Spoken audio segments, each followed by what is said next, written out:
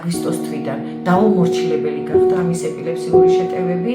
შეტევები ჰქონდა ყოველ დღე, ყოველ ღამე ძილში 4, 5, 6 გულყრა. თითოეული გაზიარები თითოეულმა ადამიანმა უდიდესი წვლილი შეიტანეთ ჩემი თეკლას გადარჩენაში.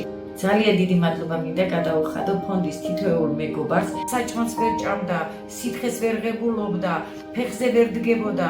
ფაქტიურად გახდა ბავშვი უკონტაქტო. თეკლა დღეს თქვენი წყალობით ფეხზე დადგა. თურქეთის კლინიკაში ჩაგვიტარდა კვლევები, თქვენი ფონდის დახმარებით. ძალიან დიდი დახმარება იმაში, რომ კვლევები გაკეთდა ფართო მასშტაბიანი, დაკვირვება ენცეფალოგრამა, გაკეთდა სისხლის გენეტიკური კვლევა, დაფიქსირდა ზუსტად ის ადგილი, რასაც ეძებდა კლინიკა. დადგინდა გულყრის პროცესის პროვოცირება, საიდანაც მოდის თავის ტვინიდან.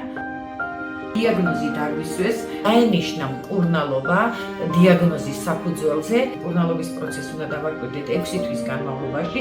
შესაძლებელია შემდგომ უკვე 6 თვიანი მკურნალობის მერე გადაწყვეტილებაც მიიღო ქირურგიულ ჩარევაზე. 6 თვეში კიდე სრულფასოვანი განმავლობითი კვლევები უნდა ჩავატაროთ.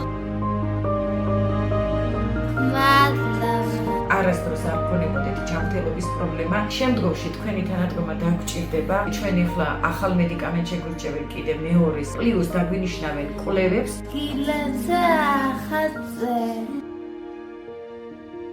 გადარიცხეთ ნებისმიერი თანხა ჩერნოვეცკის ფონდის ოფიციალური საიტის მეშვეობით.